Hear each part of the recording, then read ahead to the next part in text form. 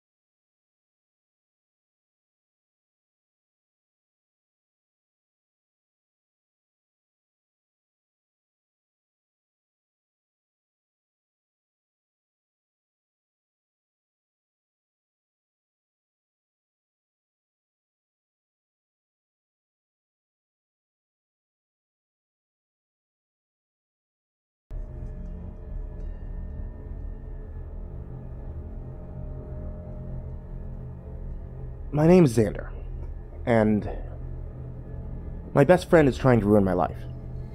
Started out very small, but he's quickly grown out of control. I'm currently sitting inside a church, using their Wi-Fi to post a story and taking advantage of their air conditioning. I'm posting this story in case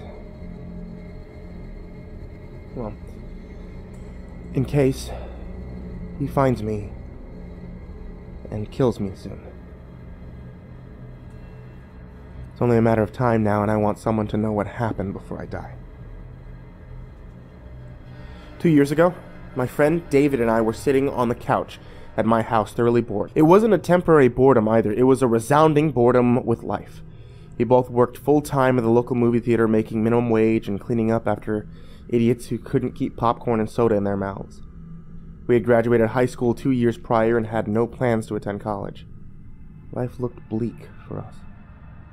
College didn't sound appealing, work was annoying, and the little free time we had was blown on video games and YouTube. We both still lived with our parents too, which made dating somewhat embarrassing. Looking back, I'm sure we were suffering from mild depression on top of everything else. These life circumstances blended together to create the perfect storm of what I now have to call my reality. As we sat on the couch at my parents' house, channel surfing the TV, David asked if I was bored with life. I responded in a positive, and he sighed. High school was so easy, because we knew our purpose and our goals were set for us. Outline the English essay, finish the math homework, get decent grades, pass the driving exam, be home by curfew, find a girlfriend. Now that we're out of high school, there's no structure. Our lives have become meaningless, and we're just floating through space with no aim or purpose. Would you go back to high school then? I asked. He shook his head. In that moment, high school was annoying. It's only after looking back that I see how much better it was than I realized. What's the solution then? I asked. Either go somewhere that has structure and can deliver what high school gave us, or create our own structure, David replied. Well, I don't want to go to college, or the military, I said, and I can't think of anything else that provides the same structure. I guess I have to make my own. I have no idea where to start. Well, that's the thing about high school, was that it required a minimum effort. If you didn't give that minimum effort, you won't face the consequences. The consequences were bad enough that you and I would put effort into school. When high school ended, the minimum effort level decreased. Now our minimum effort is not enough to improve ourselves. Whatever structure we built has to have those consequences built in, and a minimum effort that forces us to improve constantly. David was, and is, a very intelligent person. He thinks about everything. You can't already tell, I was pretty dumb compared to him, but I stuck around because he always had interesting things to say. This conversation definitely counted as interesting. I won't bore you with the entire conversation that we had, but it lasted an hour where we discussed how to build structure in our lives. I want to emphasize here that boredom is dangerous. It's not dangerous by itself, but it can quickly lead to dangerous things. Boredom can lead to pain, accidental children, technology that disrupts a monopoly, even death. Our boredom led to a dare. I dare you to try to ruin my life, David said. What does that mean? I said. It's a way to build structure into my life. If I know that you're always trying to ruin my life and actively trying to make me fail, then I'm driven to fight back and act on initiative. But how could I ruin your life? I asked. You could ruin anyone's life if you give enough thought, planning, and action, David said with a smirk. I'm not going to give you any ideas, I just want you to try to ruin my life. I remember sitting back and thinking about what he meant. The first thoughts that came to my mind were about tripping him occasionally or hiding his toothbrush every time I went to his house. My young mind didn't fully understand how serious David was being. His mind was running 3 tracks above mine. So I didn't know what I was getting into when I said, okay, I'll try to ruin your life. But I dare you to try and ruin my life as well. He smiled with a newfound enthusiasm, and I smiled back. I had hoped it would be a great way to relieve my boredom with life. David stood up and punched me in the leg as hard as he could. I shouted at him, mostly out of surprise. He laughed. The dare starts now, he said, grabbing his shoes. We're no longer friends. We're nemesis. He opened my front door and looked over his shoulder. Good luck, he said. I hope you'll work half as hard as I will. Once he left, I just sat there rubbing my sore thigh. Okay, I thought. If he wants a war, he'll get a war. That night, I had laid awake trying to think of ways to make his life harder for him. My ideas were all so childish and useless compared to what he would later throw at me. I'm too embarrassed to list my ideas from back then. I wish I could say I remembered the day David turned against me for real, but it was so subtle that I didn't notice right away. To my face, David acted completely normal. While we were at work, I would sprinkle popcorn over a section that he had just cleaned, and point it out to him. He would just laugh and say, "Is that really supposed to ruin my life?" Then he would clean it up. I expected him to do the same to me, but he didn't. His lack of visible retaliation made me bored again, so I stopped. Looking back, I suspect that behind my back he was sabotaging my image with our other coworkers and our boss. Out of the blue, my boss called me into his office and told me that I was fired because I wasn't doing a good enough job. David acted sorry I was leaving, and we promised to hang out again soon. I left, thinking I could make this something good and get a real job. That dream died. And I ended up at McDonald's instead. After I'd been at McDonald's for a month or so, my parents confronted me. They asked me if I had been stealing cash from their wallets. I had never stolen a cent from them, and told them so. They backed off, but only for a week until my mom's debit card went missing. They confronted me again, this time very angry. They accused me of withdrawing several $100s using my mom's debit card. I have no siblings, so it wouldn't have been anyone else in the house. It turned into a screaming match, and they demanded that I move out as quickly as possible. With my small cache of savings, I found an apartment near the local community college that housed college students. The rent was affordable enough for me, so I moved out within the month. I moved in and became instant friends with 2 of my roommates, Clark and Ivan. Our other roommate, Isaac, kept to himself and stayed in his room playing video games 24/7. Life got good again because I hung out with Clark and Ivan frequently. David and I had stopped hanging out after I was fired from the movie theater. I hadn't forgot about him, but I had forgotten about the dare. Every once in a while, I would message him on Facebook or shoot him a text to ask if he wanted to hang out, but my messages were always ignored. Eventually, I gave up. Within 6 months, I had a great life going, and I was dating a girl named Katie. I had been promoted to crew trainer at McDonald's, which paid better, and my bank account was slowly growing. I only recognized this as David's doing when I look back, but an obscene amount of junk mail showed up with my name on it every single day. Magazines, credit card offers, vacation ads, and even physical letters from real people who claimed to be excited to be my new pen pal. I sorted through them every day trying to find some pattern. Clark and Ivan thought it was hilarious. When I came home late from work, they would sometimes toss the junk mail in the air like confetti as I walked through the door, cheering that the Mail King was home. One day I remembered feeling sick of getting all this junk mail, and decided to sit down, call every subscription to cancel. I recruited Clark and Ivan to help me, and we sat down with snacks one afternoon and started to crank through phone calls. In a few days, the tide of junk mail subsided, and we celebrated our efforts. That only lasted a week. The next week, it started coming back in full force. There was twice as much as before, and even some pornographic magazines in the mix. Not only did my physical junk mail increase, but my email became unnavigatable through all the new spam messages. Google moved a lot of it to the spam filter, but there was still hundreds of emails that made it through. My email had been subscribed to websites I'd never even heard of. Clark and Ivan were blown away by the new tide of junk mail.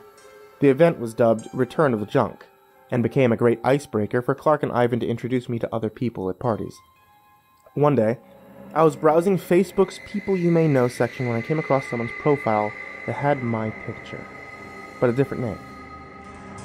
The account was open for anyone to view and had lots of porn posts, status updates full of swearing and praises to Hitler. I frowned when I clicked on their pictures. Most of the pictures were the same ones from my Facebook account, but there were some pictures of me that weren't on my account or anywhere else online. Keep in mind, I didn't remember my Dare to David, so I was feeling pretty creeped out. I hit the report button and let Facebook know the account was a fake and went on my way. I think 3 months or so later is when more stuff started to happen. Katie and I were getting very serious and discussing moving in together. The junk mail still rolled in and I was starting to just throw it away. Ivan had moved out to go to an actual university, so a new roommate, Jackson, had moved in. Clark and I attempted to befriend Jackson, but he's similar to Isaac and locked himself in his room most of the time. A new game became available for pre-order, so I submitted my email to reserve a copy.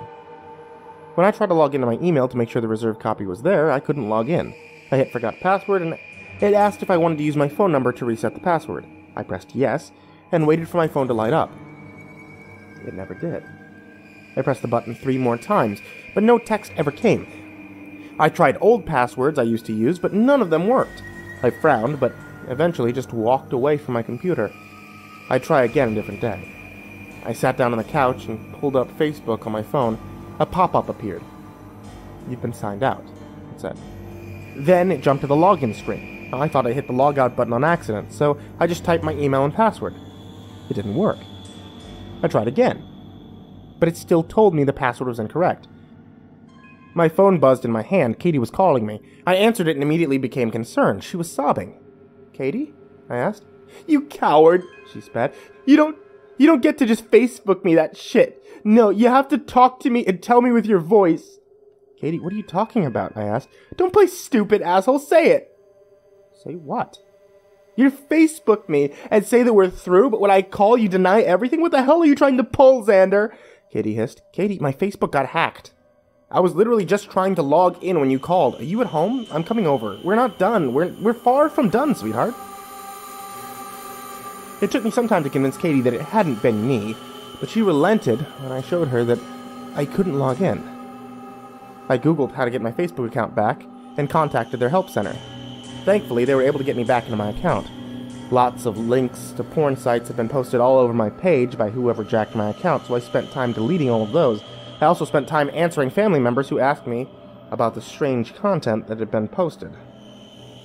Awkward. Katie also found out through my feeds that my Twitter and Instagram had also been hacked.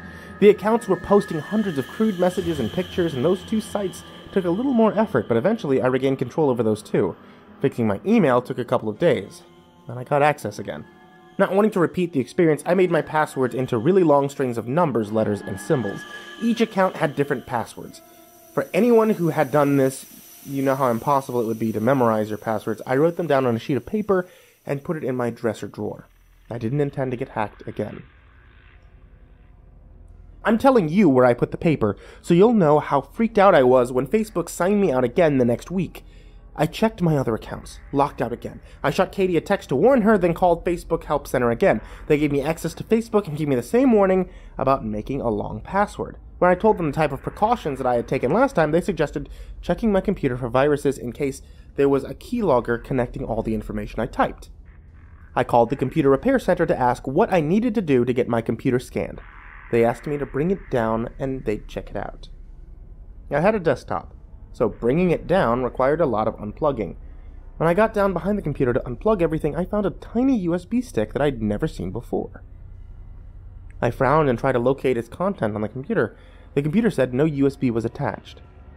The computer repair guy confirmed the USB drive was a keylogger. He asked if my computer had ever been anywhere that anyone could walk up and use it. I told him no, and he said he had no idea how it could have gotten there. He didn't charge me anything, just warned me to keep an eye on my computer. I changed all my passwords again, going through the motions to get my accounts back. A few days later, I received three credit card bills in the mail. I still have the habit of skimming through the junk mail in case there ever was anything super important. I'm glad I did because I might never have found out about the credit cards that were registered in my name. I called the credit card companies to inform them that they were mistaken. I had never signed up for a credit card. My parents had warned me about them, so often I'd been deterred from ever getting one. Before you comment and tell me I need them to build my credit, yes, I know that now. A quick Google search told me what to do next. I called Equifax, which is a company that calculates your credit score and tells creditors that it's okay for you to open an account. I placed a 90-day fraud alert on my account. They said they would call me if anyone tried to open a credit account in my name. The dude at Equifax was kind enough to tell me what I needed to do next. He asked me to go online and view my credit report. If I saw my accounts I didn't recognize, I would write them down and fill out a complaint to the Federal Trade Commission, the FTC, explaining the situation. Once I had that submitted, I was to file a copy of it with the police and create a police report. Then, I had to take those 2 reports and call each of the credit companies that had issued credit to my identity and start the dispute process. I instantly felt very discouraged at the amount of effort that it would require. I felt utterly insane to be required to follow all these steps just because I was the victim of identity theft. God damn. Clark was horrified at what had happened. I looked at his credit score. He was relieved when it came back clean. I made Katie check hers just in case, too. Also clean.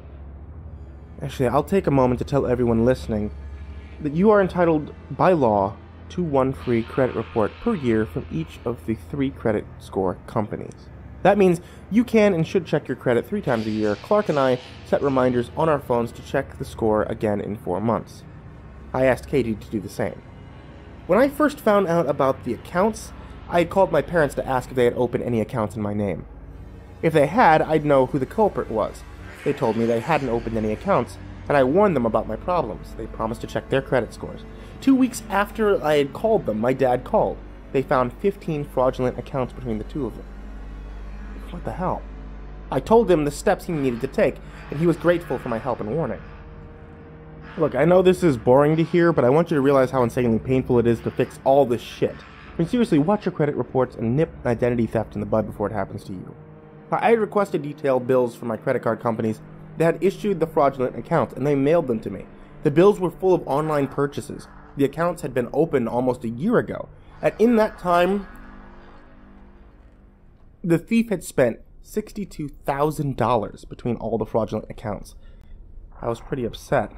In a full year, I had only just found any credit card bills in the mail. I must have been tossing them with the mountains of junk mail. Now I know that the masses of junk mail were deliberate and calculated, so the bills would blend in and hopefully get thrown away. The first few transactions were from stores like Target, Walmart, etc. But further down I went, the less I recognized. One word stuck out to me. Bitcoin. I had learned a little bit about it from my Facebook feed, as I had some friends from high school who touted it as new real currency. According to the credit card statement, several $1,000s had been exchanged into Bitcoin. I started really researching Bitcoin and trying to figure out what it was and why an identity thief would want it. To make the explanation short, Bitcoin allowed my thief to make completely anonymous purchases online. It was as if he'd gone to an ATM, drained all the credit cards into cash. I didn't foresee the credit card companies ever getting their money back. David now had a hell of a lot of cash that he could use to ruin my life. I didn't know it was him at the time, obviously, but now I do. Guys, identity theft is a serious crime and very damaging to someone in the economy. And while the theft had been bad, my life was about to get a whole lot worse. That's all I have time to say for now. I have to go and get some serious shit taken care of. I'll be back again as soon as I can. My name is Xander, and my best friend is trying to ruin my life.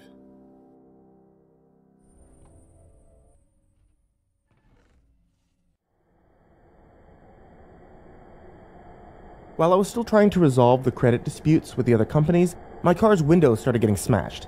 The first time, it was parked on the street in front of my apartment. I woke up one morning to find the driver's window smashed and my car raided.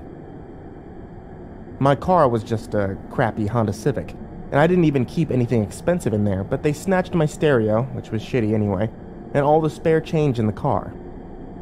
I got my window repaired that day and decided to set aside some cash to buy a really nice stereo, now that I had an excuse. The next morning, the same window was smashed again. Again, I had parked it in front of my apartment. I got that repaired reluctantly and started parking in the underground parking for the apartment complex. See, no one likes the underground parking because the lines are painted too close, so it's not uncommon for your car to get scratched up down there. I decided it was better than a smashed window, so I fought for a spot that evening. I know you're going to ask why I didn't call the police. Mistakes, that's why. We all make them. You have the wisdom that comes with knowing the whole story. Well, I didn't. Glass was all over and around my car when I went down the next morning. It wasn't just the driver's window that was damaged. The front windshield, the back windshield were deeply cracked. I spent some time looking at every car in the garage. No one else had so much as a scratch on their windows. What the hell? If some random asshole was out breaking windows, he was targeting me. I'd noticed the note after I'd gotten into the car. It was a sticky note folded up and slipped into the ignition keyhole. I opened it. "You have to increase your minimum required effort," it said. The phrasing was intentional. David wanted me to know it was him. And when I saw the phrase, I remembered our conversation. That fucker. I went into a total rage and drove out of the parking lot, trying my best to drive with a cracked windshield. I still remembered how to get to David's house, and I ran a red light or two to get there. Parking in front of his house, I slammed the door shut, marched over to the front door, and I held the doorbell for much longer than necessary. I tried to breathe and remain calm. David won't help me if I show up shouting and yelling. His mom answered after a few minutes. David's parents had held off on having a child until they were much older. As a result, David's mom was already 75, even though David was only 23. "Hello?" she said, opening the door. Then she saw who it was. "Oh, Xander! How nice for you to come over. I haven't seen you in weeks." "Yeah, it's been..." "What? It's almost been a year." "Miss K, is David home?" "No, dear. He's at work right now." "Oh. Okay. I'll go and I'll catch him at the theater," I said, backpedaling towards my car. No. He doesn't work there anymore." "He got fired?" I asked. "No, he quit. Not long after you did, he became a security guard somewhere. He never mentioned where." "I'll call him then," I said. "He dropped his phone a few weeks ago and got a new one," she said. Let me give you the new number." She walked back inside for a minute, and I waited on the porch. She came back with her old flip phone and opened it. "Do you mind?" she asked. "My arthritis makes it hard to use this phone." I went to her contacts, found David's number, entered it into mine, and handed her the phone back. "Thanks, Mrs. K," I said. Even if David was being an asshole, I always liked his mom. "Any time," she said with a smile, and closed the door. I called David immediately, but only got a voicemail. "Hi, David, it's Xander. I just spoke with your mom, and she didn't know where you were, so she gave me your number. Please call me, man. I think you know why," I said to his voicemail. I figured that being polite was the best way to get him to fix everything. In the middle of work that day, my phone buzzed. Hoping it was David, I stepped outside and answered it. It was Clark. "Have you been home today since you left?" "No, why?" "We've been robbed. "What?" Someone broke in and stole a ton of stuff. Your computer's missing, our TV is gone, all kinds of shit." "Holy shit." I said, "Did you call the police?" "Yeah, they're on their way." "Don't touch anything, okay? I suggested, remembering all the episodes of CSI that I'd binged on. We might be able to get fingerprints. I think I know who it is. Who? An ex-friend. I'll tell you when I get home. I'm leaving soon. I told the manager that my apartment had been broken into, and he let me go. I drove with my still broken windshield, praying I didn't get pulled over for it. When I got to the apartment, the police were already there. I walked to the landing where a cop was interviewing Clark, and another was looking through the apartment. The cop turned to face me. "You one of the roommates?" he asked. "This is Xander," Clark said. "My partner's looking through the apartment now. A tech is going to come out and dust for prints. We're going to need you to make an inventory of everything that's been stolen and bring it to the station once the tech is done." "Oh, well, I have a suspect," I said. Cop raised his eyebrows. "His name is David King. He used to be a really good friend of mine, but recently I've suspected that he's been doing all kinds of shit to me. I think he's stolen my identity and my parents' identity, damaged my vehicle, and now broken into my house." Clark shot me a questioning look. "Why do you think he's doing all this?" the officer asked. "I found this in my car's ignition this morning, with the window smashed," I said, handing him the folded sticky note out of my pocket. "Why do you think he wrote this?" We had a conversation about a year ago when we were talking about this minimum requirements for success and how school made our lives easier because it had consequences if we didn't make a minimum effort, I explained. It looked like the idea went right over the cop's head. "Well, we'll test this for prints too," he said, pulling an evidence bag from his belt and putting the note inside. "Come down to the station with your inventory and be ready to make a formal statement about your friend." I agreed to do so. At that moment, the partner came outside with nothing to report. The tech arrived and started dusting. We waited patiently, eager to see what was missing. "You should really lock your bedroom doors," the partner said. "Two of your roommates' doors are locked, so I doubt anything was stolen from them. You should make sure they check their rooms for anything that's missing when they get home." We agreed to ask them.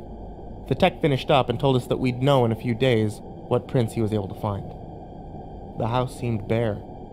Only the largest couch out of the three was left in the living room. The TV, which had been a 65-inch plasma, was gone. Food was missing from the pantry, and even the contents of the fridge was dumped on the floor. Silverware was scattered around the kitchen floor and counters. "Where the hell is Isaac and Jackson?" Clark yelled angrily. "They're always home." "Call them." "I don't have their numbers," Clark replied. "Well, neither do I said, walking to my bedroom. It was stripped bare of anything worthwhile. My computer, mouse, keyboard, computer chair, boxes of random knickknacks, and bicycle were all missing.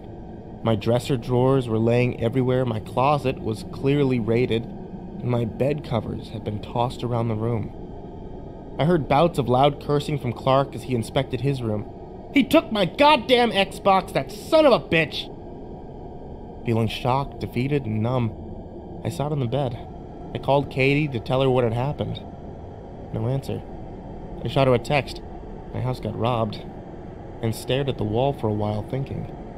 David King had been in my house. He'd stolen my identity, my public image, and now my things. It was time to step up my game. No, not my game. My life. Time to stop floating through life and start beating the minimum required effort. During the rest of that day, we learned a lot about plumbing. David had loosened every pipe that he could find in the house. Mark made the discovery when our toilet unleashed a tsunami when he flushed. We spent hours cleaning that up. To fix all the pipes, we had to go out and buy tools because neither of us had any at the house. When my card was declined, Clark stepped in and paid. My declined card worried me. Clark and I went to the library, and I tried to log in my other banking site, locked out. I didn't even bother retrying my password. We raced to the bank before they closed, and I breathlessly approached the teller. "I need to freeze my account," I breathed. "What's your account number?" the teller, apparently named Chantel, asked. I told her my account number from memory. She opened it up on her computer. "Driver's license, please." I handed her my card. She typed in my driver's license into her computer and verified my identity. They handed it back to me. "Looks like your account is at 0, she said. "You can only freeze the account if there's money." "I've been robbed," I shouted, feeling extremely angry now. You moved all of your money to your debit card via our online app, then withdrew it all in cash from an ATM this afternoon. No, that wasn't me, I said. I've been hacked. If you'd like to report a fraudulent transaction, I can fill that out for you right here. Yes, fine, do it, I said abruptly. Clark watched me with worry from a chair by the door. When did you start to notice the fraudulent activity? She asked. Today, but it could have started any time over the last year, I replied. She raised her eyebrows in a way she thought that I couldn't see, and started typing. After a few minutes, she looked up at me. Okay, I've filled out the report and submitted it. You should hear back from our fraud department soon. What about the ATM cameras? I asked. I don't have access to those. You'll have to file a police report, she said. Okay, I'll do that. Then Clark and I went to the car and drove to the apartment.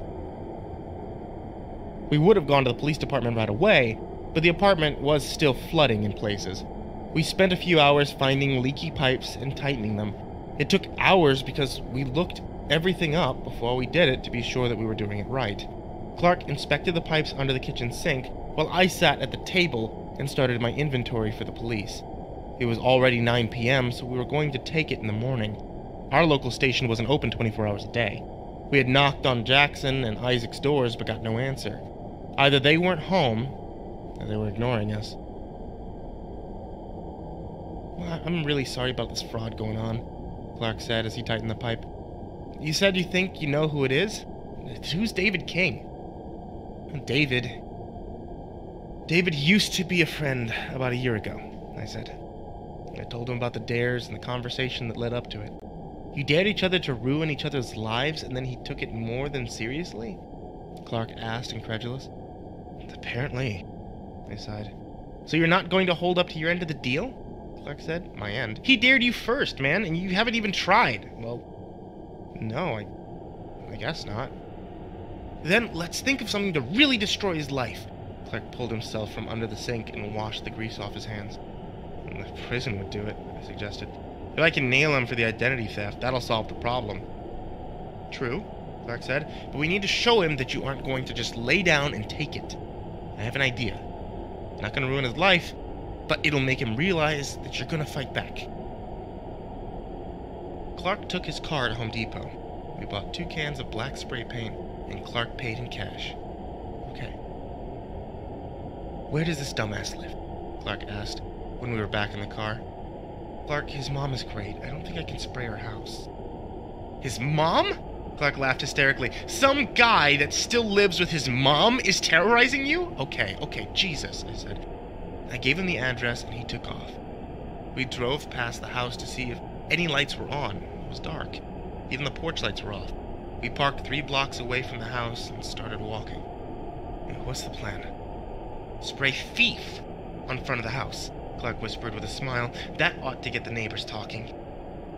When we were next to the neighbor's house, we ducked behind a fence and surveyed the neighborhood. All was quiet. No movement, no noise, no people. We stayed low and silently dashed to the front of the house. I sprayed the F. Clark sprayed the T. We worked towards each other. It barely took 3 seconds. We stepped back for half a second and examined the handiwork. The letters were 3 feet tall, easily visible from the road. We turned and started to run towards the car. Then the door to the house opened. I glanced over my shoulder. David fucking King. Oh, shit, I hissed. Clark heard me as we sprinted full on towards the car. David tore down the sidewalk after us. Clark looked behind us as well. Oh God, oh God, oh God, Clark chanted with each step. He actually looked worried. As we approached the car, Clark had a realization. Just keep going, he tried to whisper, even though he was out of breath. I locked the door. It'll take too long to unlock. And he'll know my license plate. Clark didn't have automatic locks. He had to use the key manually. I agreed with his logic, and we ran past the car as if it were just another vehicle. I looked back, and David was gaining on us. It was too dark to see his expression. Hell, I didn't even know if he recognized me. Split up, I cried, turning right into someone's front yard. Clark kept going straight. When I reached the white plastic fence that led along the back of their property, I glanced backwards. David had followed me and ignored Clark. I scrambled up the slippery fence and dropped to the other side. I had landed in someone else's backyard. I started running towards their front yard. A motion detecting light on the wall went off behind me, blinding me. I looked behind me again to watch David scale the fence in half a second. When the hell had he learned to do that? I rounded the corner of the house and smashed into a patio table and chairs. The chairs clattered down and the table tipped over while my body folded around it. My heart was pounding as I untangled myself. That's when David grabbed the back of my neck, pushing me down, my face against the edge of the table.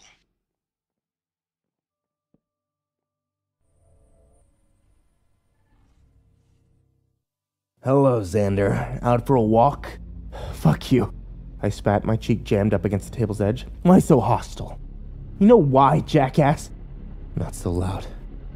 We're having a nice, quiet conversation. I struggled to push my head off the table, but he was so much stronger than me. Stop struggling and listen. I want to clarify the rules of the game since you finally caught on we're still playing. This isn't a game. You ruined my credit, stole my money, hacked my accounts, and stole my shit. I'm gonna kill you. But I'm not gonna kill you. That's the rule. I will not kill you, Xander. That would put an end to your ruined life, and that's not the goal, no. Now, you haven't put any effort into ruining my life. Why not? Because I'm not a sick psychopath, I hissed. Clearly not, he said coolly. But this is boring for me. I'm doing all the work making you fight for life, while you're doing nothing to improve me. Not that I haven't learned anything. But it'd be more fun if you'd fight back. I'll even let Clark help you, but I think you need motivation. You think I need motivation to hurt you? As if. Yes, you do need it. Because despite everything that's happened to you, your only attempt to fight back was pathetic. I need you to up your game and fight harder. So that's where some motivation kicks in. Healy reached his left hand into his pocket and pulled out a smartphone. He tapped on it a few times before holding it up to his ear. It's me, he said when the other line picked up. Put her on. Then he held the phone to my ear. Someone was crying. Say hello, the gruff voice said. Hello? Katie. Jesus Christ, he kidnapped Katie. You motherfucker, I yelled. Ease on the language, Xander. David smiled, talking as if he had asked me to eat my vegetables. Katie, where are you? I said desperately into the phone. David took the phone away and hung up, sticking it into his back pocket. You understand the rules now, Xander. Are you motivated? I'm gonna kill you, you son of a bitch. You'll burn in hell. Now. This isn't a theoretical discussion, David tutted. You and Clark do your best to ruin my life. Do whatever you want, but if you kill me, I kill Katie. Can't kill her if you're dead, I growled. No, my friend will. It's amazing the kind of people you can meet online. He's just as excited to play as I am. Do you have any questions before the game really starts? What the hell happened to you? We were best friends. Things change, he said. I've been dreaming of this game for years now. You were my only real friend that I could do this with. One day, I decided to just go for it. You've ruined your own life by trying to ruin mine. Once you're convicted of identity theft and kidnapping, your life is over. Now that's part of the game. You can't ruin me if you can't convict me. I've been preparing for years. He grinned. His eyes were dark and menacing. Don't you think that's unfair to me? How am I supposed to put in a good effort if you've been preparing for years? I'll consider giving you some advice, he admitted, looking thoughtful. In the meantime, do your best. And tell Clark to play along because I'll have some motivation for him too. The sound of scrambling on the back fence alerted us to someone's presence. I shouted for help and David slapped me, but lightly. I tried to see who it was from my limited movement. Clark's face appeared over the fence. That's my cue to leave, David said with a smile. It's been good catching up with you, Xander. Clark shot across the yard, yelling for David to piss off. David just stood there, looking at me and waiting. That's when Clark caught up and punched him square in the face. David flew to the ground and released my head. I stood up and rubbed my sore face. David started to get up, but Clark kicked him in the side. "Stay down," he said. A light went on in the house behind us. We both turned to look. I had the thought to hold David here until the police arrived. When we turned back around, David was halfway down the street. Clark started to take off, but I grabbed his arm. "Stop. Let him go," I said in defeat. "I have something to tell you." We made a quiet decision to avoid the cops tonight. We wanted to file a report with them on our terms, not having to explain what we were doing trespassing in the middle of the night. We jogged back to his car and went home. We sat on the living room couch as I told Clark about David's conversation. Clark was staring dumbfounded at me. "I thought you said he used to be a friend." "He did." "And he never acted like this?" "No, well, not to me." "This is insane," Clark said, standing up from the couch. "He's kidnapped Katie just so that you'll try to ruin his life and follow along with some stupid dare? Is he crazy? He's going to be caught." "Let's hope so," I said. "But we should start planning. I'm not taking any chances while he has Katie." "Okay, man." "I have nothing to do with this at all, but I also want to help you. If it was anyone else, I'd nope the fuck out. Let's get started." I don't know how much detail I want to put in here, because it'll likely get slow and boring for you. We stayed up all night, mapping out events, people, weaknesses, strengths, everything that we could think of. We filled half a notebook with all our notes. These were the weaknesses that we could come up with that we could potentially use against David. Boredom with life, so we could make the game too boring to continue. His mom, if she knew what was going on, she might be able to get him to stop. I know some of you commented that we should kidnap Miss K and use her, but we were still very green and had no desire to do that kind of shit to David. Work, we get him fired, make sure no one would hire him again. Online accounts, do the same thing that he'd been doing to me. Police, if we could come up with hard evidence to get him convicted, the problem would be solved. Katie. Since he had kidnapped Katie, the police would definitely get involved. I could easily report my suspicions about David, and they'd search him for the tiniest bits of evidence. Then we looked at the strengths and things to look out for. He was prepared. He obviously had a timeline he had been following and knew what he was doing. Time, junk mail, credit card incidents, these had all been done before I felt the effects. And this meant that there could be other traps that David had set up that would go off like a time bomb. Physical body, clear that for tonight, he'd been working out a ton and practicing, and probably training for his job as a security guard. Money, he had lots of money from all those fraud charges that I and my parents had received. Friends? If he had a friend who was willing to get involved in a kidnapping, then there'd be 2 or possibly more psychopaths to worry about now. Knowledge. He knew how to use fraud without being caught yet, and hack computers, or at least hire someone to do it for him. We had no idea what other dangerous knowledge he might have, so we made a list of things that he could know that we should learn how to counter. I won't list it here because it'd be pretty long. Willingness to break the law. It was clear that the law was not part of the rules of the game for him. He was either unafraid to be caught or confident that he never would be. After we looked at David, we looked at ourselves. First, our weaknesses, knowledge. We didn't have nearly the amount of knowledge that David had. Not just knowledge about how to do things like fix a pipe, but also knowledge about David, who his friends were, where he worked, who he talked to, etc. We'd have to start learning like crazy to try to catch up. Money, we had no money left. Clark was limited because he just spent a ton on the plasma TV that was just stolen. Our home and car, David knew where we lived. We planned to sell our lease as soon as possible. He also knew our cars, but there was nothing we could do about that. till we moved and had some money to buy a junker car we'd used when it was necessary. I mean, no matter where we lived, if he could find our car, he knew how to follow us home. And there was Katie. David decided to change the rules and use Katie as motivation. We might have to rethink literally everything. It was fear.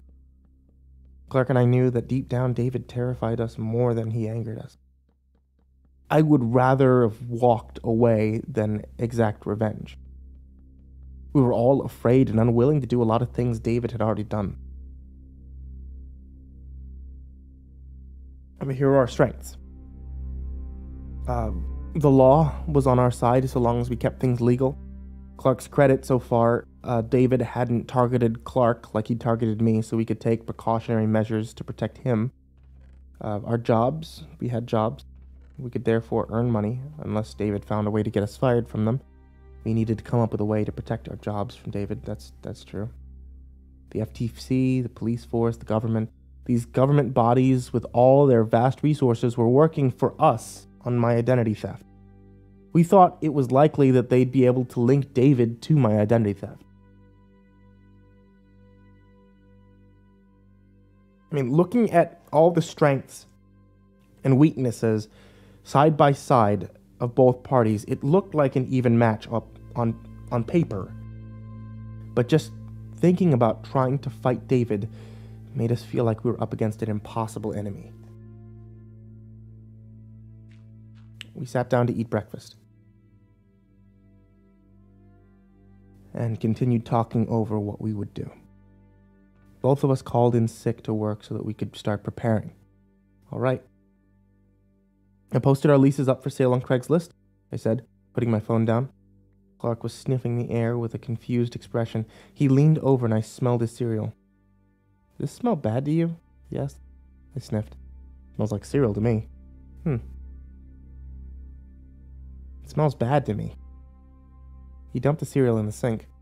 Clark pulled out his phone and called Equifax, letting them know that he wanted to freeze his credit for 90 days. When those 90 days were up, he would call again and again until this matter was resolved to protect his credit.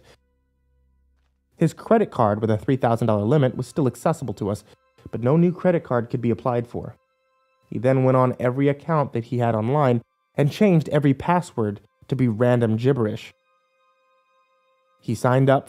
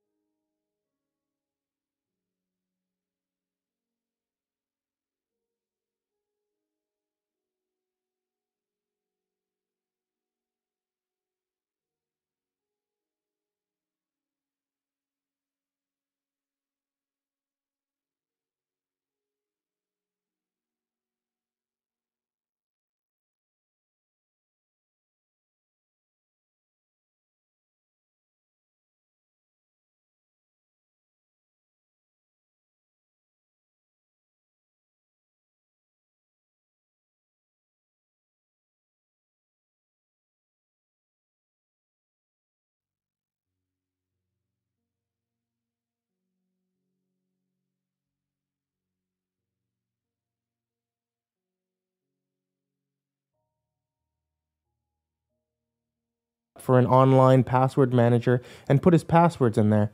The password manager worked by only storing an encrypted file on the server. He would download his encrypted file from the password manager website, read or write to the file, re-encrypt it, and then send it back to the server. The server only held the encrypted file, no passwords. Even if this company got hacked, the hackers would only have a bunch of useless encrypted files. They could crack the files with time, sure, but it was the best that we could do. The only account that he didn't put into the password manager was his bank account information. He wrote down half of the username on one small scrap of paper, and the other half on the other. He did the same with the password. He intended to hide them in safe places around town. If David got a hold of Clark's bank information, we were dead in the water. While he did that, I finished both of our inventories to hand over to the police as soon as they opened for the day. Once the station opened, we were going to head over, hand in our inventories, file a police report for the burglary, and recommend David as a possible suspect. I also planned to point them to my identity theft police report and state that I suspected David to be guilty of that as well. Once we had the police report, we would go to our landlord and request for the locks to be changed, using the police report as evidence of the break-in. The tech had told us that the door had been opened regularly and not forced. That meant David had somehow made a copy of our key. As it got closer to 9 a.m., we got into Clark's car and drove around town.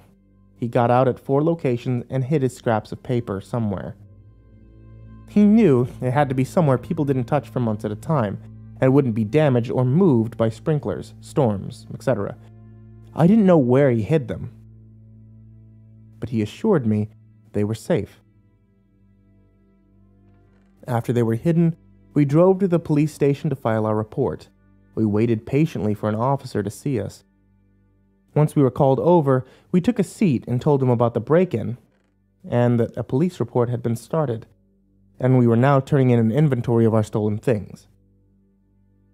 "We have a suspect for the burglary," I said at last. "Okay. Who?" "His name is David King.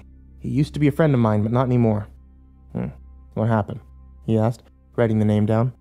"Recently, I had my identity stolen," I said. "I suspect that he's behind that. So, if he stole my identity, it's likely that he broke in, too. He hates me." "Okay. But what exactly happened that made you not friends anymore?" I hesitated. I didn't know how to explain the situation. If anyone could think of a better way to explain the situation to a cop, let me know. I only said, "We had a major fight, and he threatened to ruin my life." "When was the fight?" "About a year ago." "And you think he's just now stealing your identity and breaking into your house?" the cop said dubiously.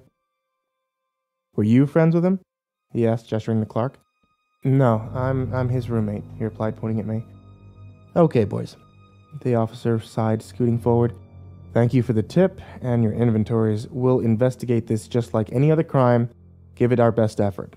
Can I get copies of your driver's licenses and phone numbers so that I can contact you if I have any questions?" We handed him our licenses and wrote down our phone numbers in the file. "I'll be right back," he said, taking the licenses to make copies. We looked at each other for a minute, taking a deep breath. "He doesn't believe us," I said, in resignation. "We'll find evidence," he encouraged me. 5 minutes passed. Then 10. Then the officer came back, 2 others at his side. "Clark Ulysses," he asked. "Yes?" Clark said, confused. "You're under arrest for vandalism and trespassing on private property." The officers flanked him and pulled him to his feet. I stared at the cops in bewilderment. Clark's eyes were wide. "When I went to copy your license," the cop said, holding it up, "I checked it against our records. Last night, someone called in a report that you'd been in their home and sprayed thief on their house, then attacked him when he came out to stop you." My mouth dropped open. Son of a bitch. David King, the one you recommended as a suspect, was the one who called in. Seems to me like you're trying to discredit him before he reported you. Guess he beat you to it. "Read him his rights," he said to the other officers. "Wait," I said, standing up. "Hold on, I was there too. It wasn't just him." Clark shook his head at me ever so slightly. "No. I wasn't going to let him take the fall for that.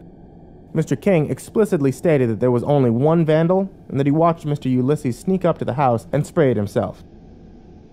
I know that you're trying to protect your friend, but don't throw your life away, kid.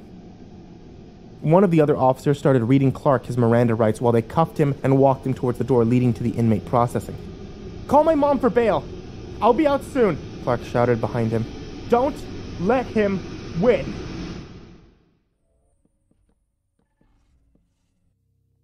"Hello, Xander. Out for a walk?" "Fuck you." I spat, my cheek jammed up against the table's edge. "Why so hostile?" "You know why, jackass?" "Not so loud. We're having a nice, quiet conversation." I struggled to push my head off the table, but he was so much stronger than me. "Stop struggling and listen. I want to clarify the rules of the game since you finally caught on we're still playing. This isn't a game. You ruined my credit, stole my money, hacked my accounts, and stole my shit. I'm gonna kill you. But I'm not gonna kill you. That's the rule. I will not kill you, Xander. That would put an end to your ruined life, and that's not the goal, no. Now, you haven't put any effort into ruining my life. Why not? Because I'm not a sick psychopath, I hissed. Clearly not, he said coolly. But this is boring for me. I'm doing all the work making you fight for life, while you're doing nothing to improve me. Not that I haven't learned anything. But it'd be more fun if you'd fight back. I'll even let Clark help you, but I think you need motivation. You think I need motivation to hurt you? As if. Yes, you do need it. Because despite everything that's happened to you, your only attempt to fight back was pathetic. I need you to up your game and fight harder. So that's where some motivation kicks in. He reached his left hand into his pocket and pulled out a smartphone. He tapped on it a few times before holding it up to his ear. "It's me," he said when the other line picked up. "Kill me, I kill Katie." "Can't kill her if you're dead," I growled, thoughtful.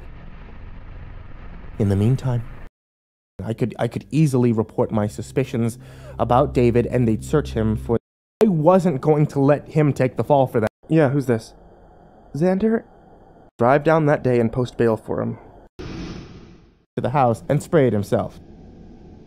"I know that you're trying to protect your friend, but don't throw your life away, kid." One of the other officers started reading Clark his Miranda rights while they cuffed him and walked him towards the door leading to the inmate processing. "Call my mom for bail! I'll be out soon!" Clark shouted behind him. "Don't let him win!"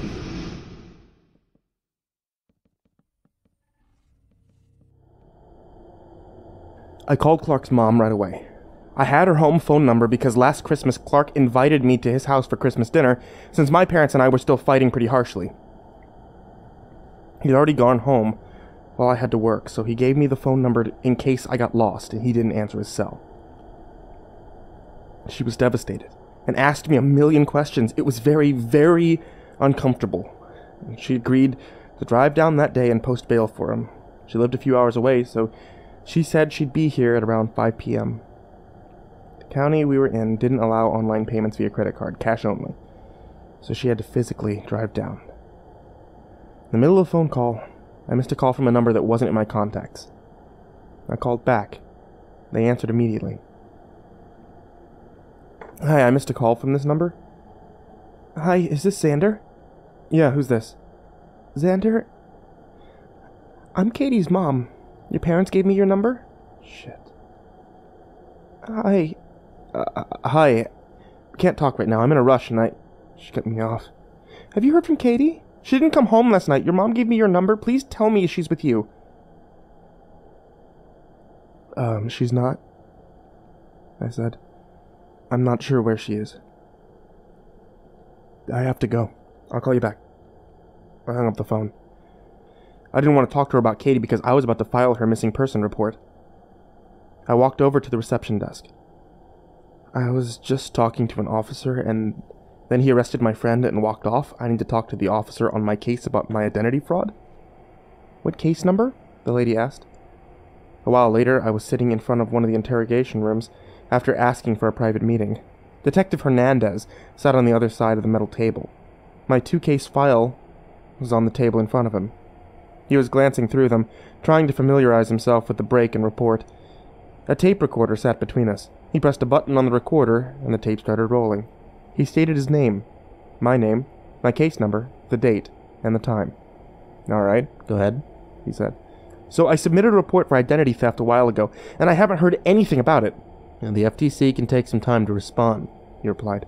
"Well, now there's a new report from a break-in my apartment. I was talking to another officer earlier and told him that I had a suspect for both crimes." "Yeah," the detective said, looking over one of the folders. He had both cases on the table. "One David King, correct?" "Looks like it was written in your file." "Yeah, David King. He used to be a friend of mine, but now he hates me and he's been targeting me." "Targeting you how?" "Most recently, he kidnapped my girlfriend Katie." This caught his attention. He pulled a pen from his front pocket.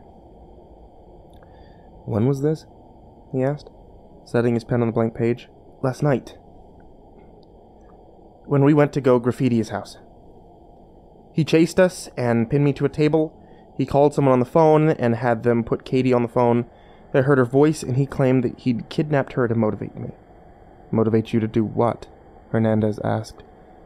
I told him about the Dare conversation, then all the junk mail, my online accounts, the credit card fraud, my parents' credit being targeted, my car's windows, the break-in, my bank account being emptied, the graffiti incident, Katie's phone call, protecting Clark's bank and online statements, and now Clark's arrest. Hernandez took copious notes. "It just keeps escalating," I said in defeat. I watched Hernandez carefully, trying to gauge his reaction. I couldn't tell what he believed. "I need more details about the phone call," he said at last. "What did she say? What did you say? What did you hear on the other end?" We talked through everything for an hour. Nothing I said was useful for finding Katie, but Hernandez sat back after I finished. "Xander, I have to be honest, this all sounds very loose. I don't mean the crimes themselves, I mean the connections linking David to all these crimes. There's nothing that can be done about the identity theft until the FTC has finished their investigation. The break-in, broken windows, hacked accounts, and emptied bank accounts will have to produce their own evidence to prove that David committed each one. To you, this is all one timeline of events, but to the law, they are separate crimes that have to be treated with no regard for past action," he said. His tone was reasonable and concerned. "I believe you, but I can't make an arrest without witnesses or hard evidence. Your story is circumstantial at best, but I do believe you when you say that they're connected." At least finally, someone believes me. "What did the text say about the break-in?" I asked. "They said they found a few fingerprints." "All the fingerprints found belong to each of you and a few other people who used to live there. According to the file, they've all been confirmed as past residents." "What about the ATM cameras?" "Now that's something unfortunate," he said, looking through the folder again. "We got a call from your bank to file a fraud report. It was smart of you to go through the bank to report the fraud. My boss made it a priority, and since it was your same name, it was added to your file on identity theft. I've been the one personally working on your identity theft case. Once I received the case, I called the convenience store at that ATM. They gave me the brand of the ATM so I could request footage from the company. Problem is, that ATM doesn't have a camera." "What? How can an ATM not have a camera?" "Not all brands do. Some ATMs don't have cameras built in, and this was one of them. Someone logged into your online bank account right before the ATM transaction, moved all of your money from savings to your checking account, and they also increased your ATM withdrawal limit to $5,000 while online, which was above the $3,500 that you had in your account. Normally, you can only withdraw $500 per day." "What about the store's cameras?" I practically shouted. I asked for them to bring me the footage down. "They said they'll be in today," he said. "But where's the store? I want to see this for myself." "No," he said firmly.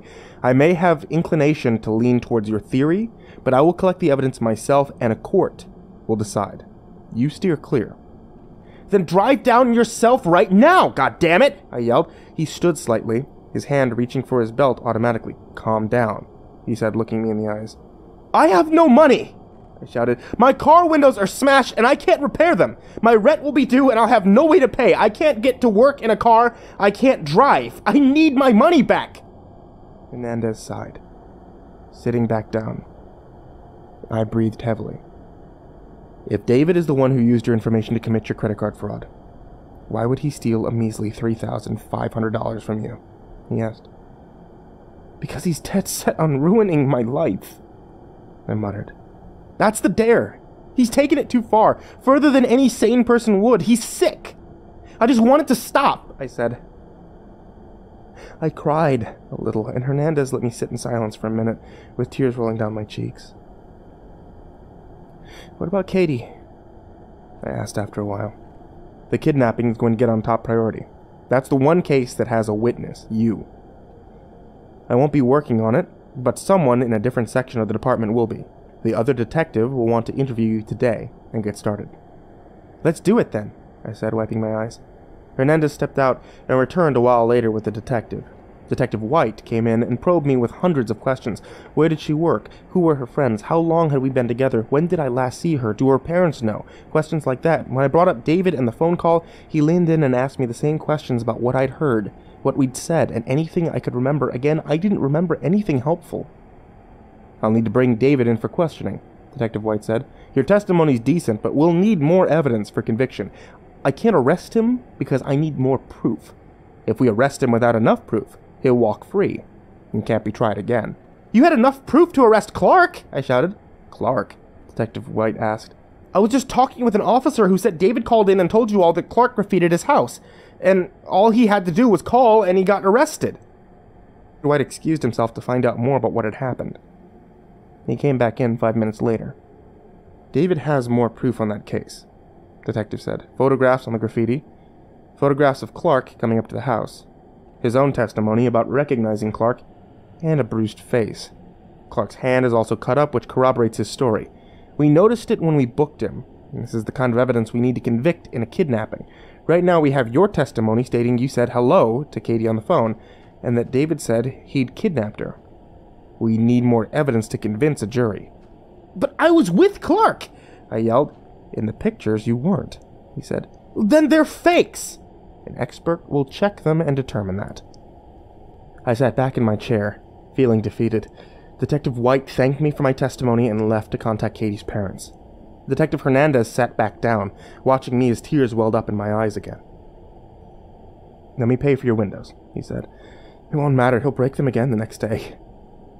He's broken them more than once. Every time I repair them, they're smashed again the next day. I might have an idea, he said, but I'll need approval from my boss. If you haven't heard of entrapment in the context of police investigation, it's a legal defense that's used when evidence can be shown that an officer induces a criminal to commit a crime that they wouldn't otherwise commit. When this defense is used, there are two differing views. In some courts, if a defendant uses entrapment as a defense, the prosecution has to prove beyond a reasonable doubt that the criminal was not entrapped. In other courts, the defense has to prove that it was entrapped. The state I was in required the prosecution to do the proving. Hernandez recognized that his plan could be construed as entrapment, and he explained this to me as we walked to the boss's office. He told me that since David had already established a pattern of breaking my windows, Hernandez could set up surveillance on the car and just wait for David to commit the crime that he was going to do anyway. Since I had repaired my windows twice, and had kept the receipts, that would serve as good evidence that the crime had been repetitive. The idea made me hopeful. I sat outside his boss's office while he walked in and presented the idea. When he walked out, he gave me a thumbs up. David would never know what hit him. Hernandez drove me to my house where I picked up my car and took it to a repair shop. He followed me over there and paid. We drove to my work in Hernandez's car while they worked on it. Hernandez ordered us some lunch. I talked to my boss. I told him about my bank account getting hacked and that I needed to cancel direct deposit. Luckily, payroll was next week, so they'd be able to change the method of payment by the next paycheck. I told him about my situation, and Hernandez backed me up. He agreed to pay some of my wages in advance out of the store's petty cash until payday came, and I was to pay him back.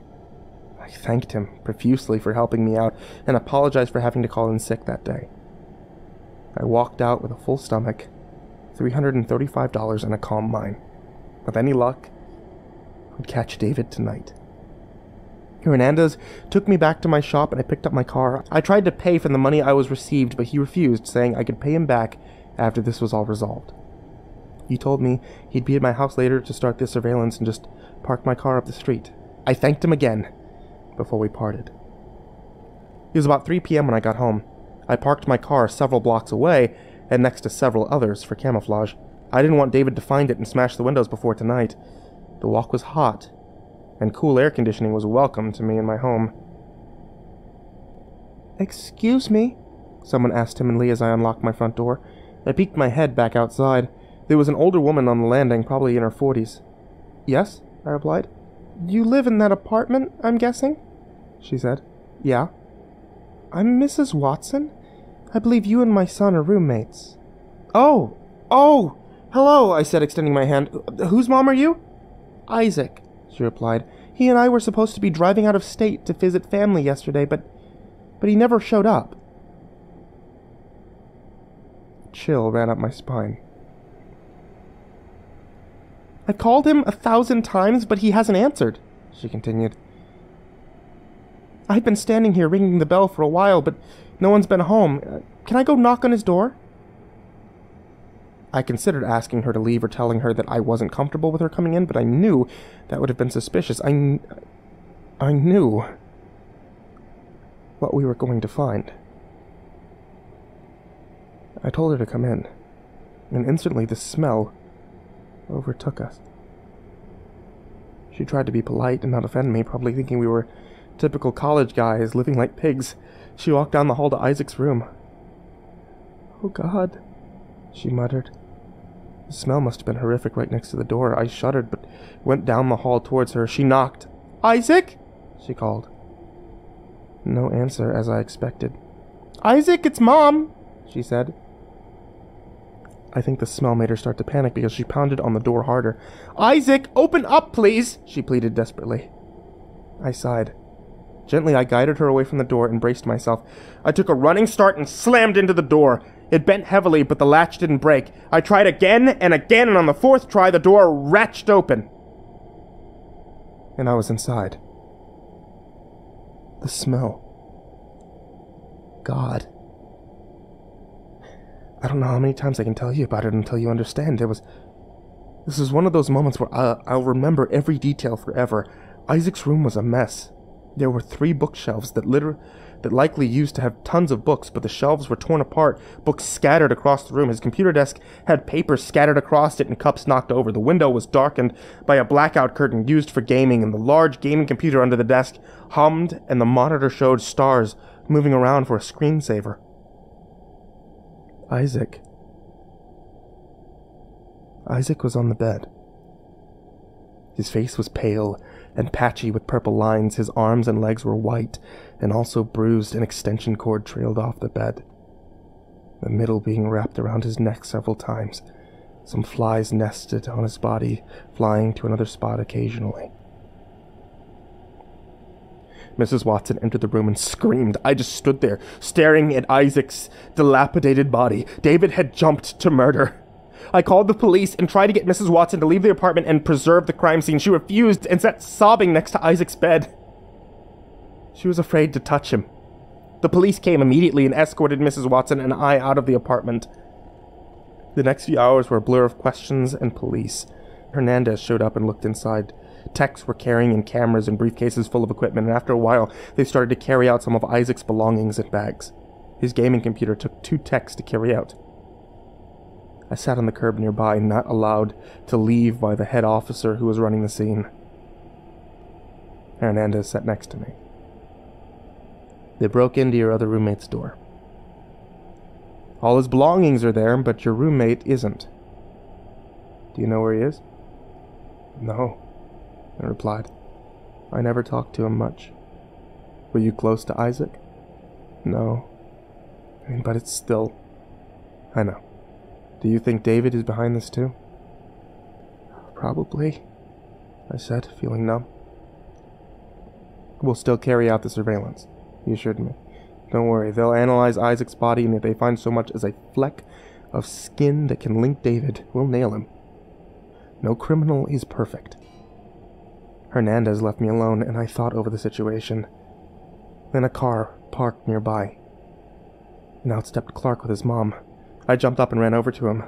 My God, Clark, are you okay? I asked. I'm fine, he smiled reassuringly. Posted bail, it was $350, so not awful. I thought you said you'd be here by 5. I asked Clark's mom. Side note, I don't remember the exact time she got there, but I do remember that she was earlier than expected. I was going to meet them both at the station. I may have broke a few speed limits, she said in a neutral tone. What happened? Clark's face suddenly went cold when he saw the policeman near our door. Isaac was found, I said, in his room. I didn't have to specify what state he was in. Jesus Christ!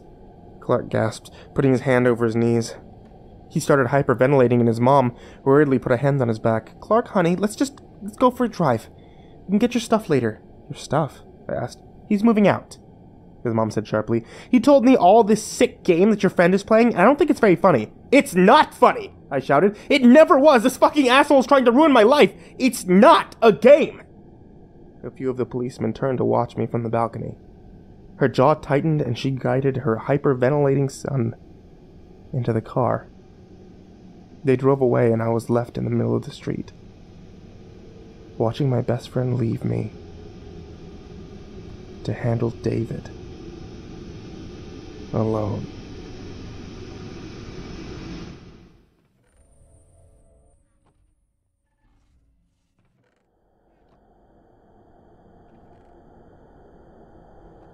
The police took Isaac out in a body bag. Mrs. Watson left with his body, still sobbing uncontrollably. I was told that I couldn't go into my apartment until they were completely done with the crime scene. No, they didn't know when that would be. They suggested a hotel room, which I laughed at. I asked if I could grab a blanket and pillow from my room so I could sleep in my car. They reluctantly brought it to me, and I gagged when I grabbed them. They smelled like death. Hernandez offered to get me a motel room or let me stay at his place or even begged me to call a friend and stay with them. I refused all three. I walked to my car and ignored Hernandez. I was still too mad about everything and devastated that Clark had left. Besides, we couldn't do surveillance on my car while I slept in it. I marched all the way to my car and slammed the door hard. I decided I didn't feel safe parking near my house to sleep, so I went to a Walmart parking lot for the night. It was as if fate had finally begun to root for me. I was walking towards the Walmart entrance from the parking lot to buy some food.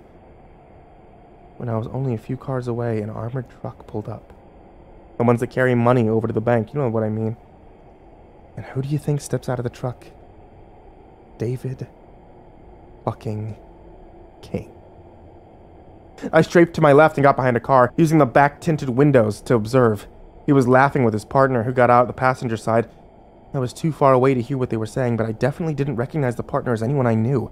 It was obviously paranoia, but I wondered if he could be the one who made Katie speak into the phone. The two of them walked into the Walmart, and I took note of the company that owned the truck. And then I had an idea. My first idea on how I could fight back now that I knew where David was right this second. I sprinted back to my car.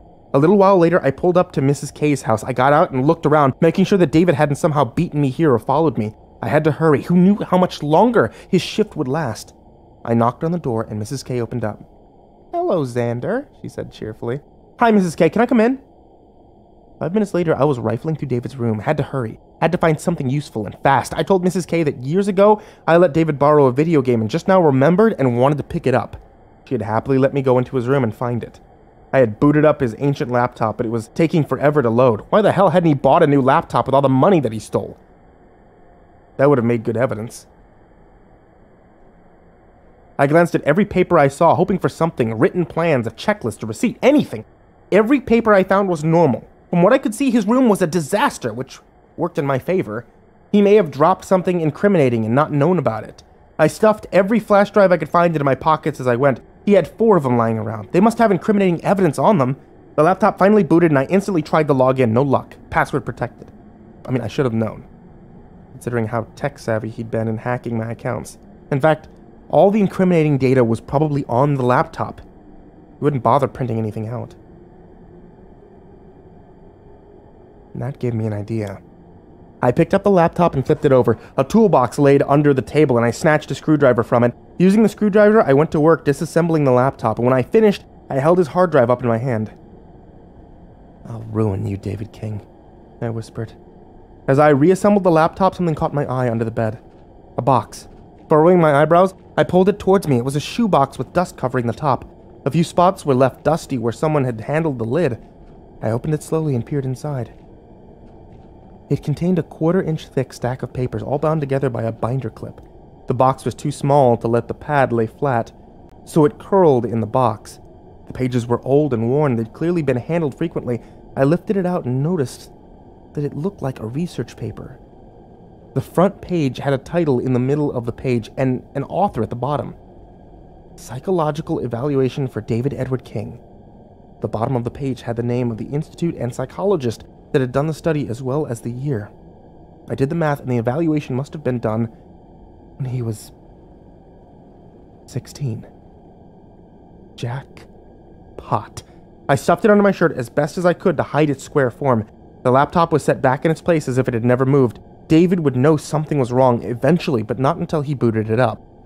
I gave a last look around and wondered if there was anything else I should do. With no decent ideas, I left David's house. Mrs. K gave me a brownie on my way out. On the drive back to Walmart, I tried to come up with a plan. I couldn't take this to the police station because it was illegally obtained evidence and wouldn't be admissible in court. I knew that from a bunch of crime shows, I had to get at the evidence myself and somehow get it into the police's hands legally. When I parked to the Walmart, it still wasn't that late. I walked inside carrying the flash drives and psychological evaluation with me. I used the demo computers to look at the contents of the flash drives. Looking back now, I'm amazed they let USB sticks work on the demo machines.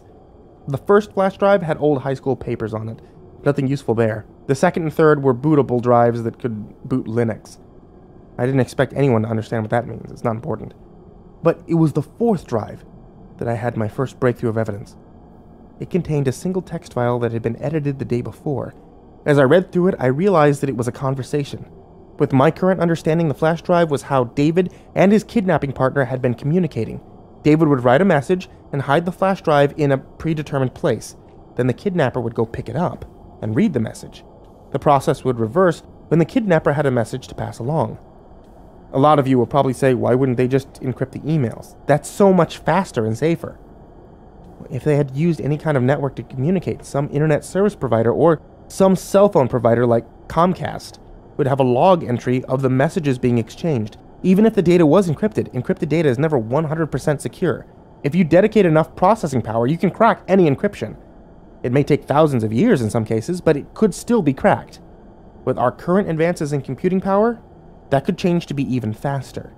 David and his partner had reduced their risk of being caught by limiting who had access to the information. If you send an email to me via Reddit, I'm not the only one who gets the message. It passes through several servers and routers, who all make a note that a message passed through at a specific time. It leaves a trail. Unless you can erase the logs of those servers, you leave a trail no matter how you send your data. There was certainly risk that someone could find the flash drive, plug it in, and find all this data like I had.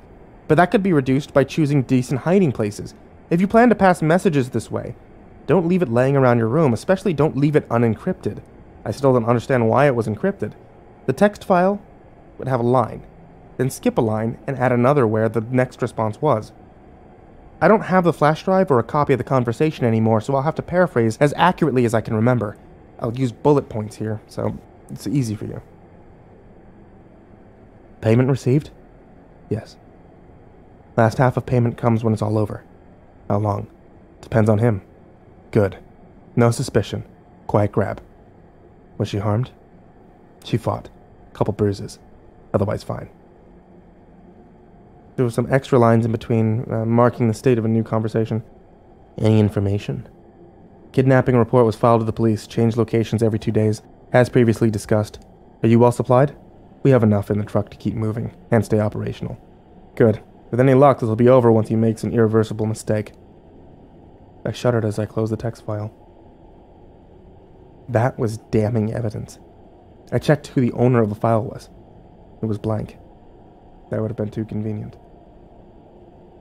I googled the kind of cable I would need to hook up the hard drive to a computer, and bought a SATA to USB. I was thankful that the demo computers were in an aisle out of the view of the employees in the tech center. To people who don't know technology, I'm convinced I look like a hacker. Let me give you another lesson in technology, since I seem to be giving so many of these in the series. When you boot up your computer, it asks for a password if you've set one. Without that password, you can't access the hard drive unless you do some hacked up work around it. In some cases, however, you can unplug the hard drive and plug it into another computer instead.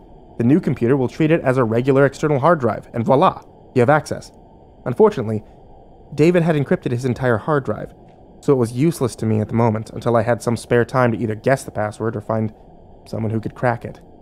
Going to the summer supply section of the store, I took a seat, pulled out the psychological evaluation, and looked at the cover page again.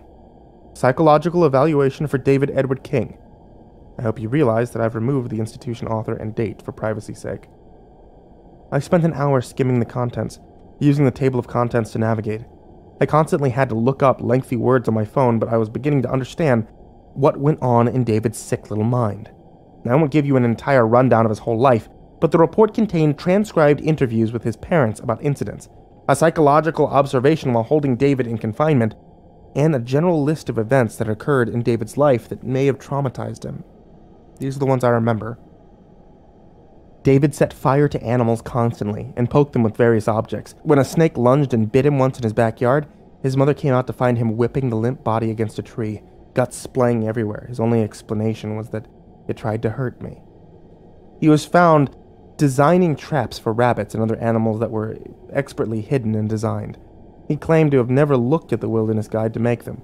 His mother found entire notebooks containing designs for traps. The traps were aimed at getting both animals and humans.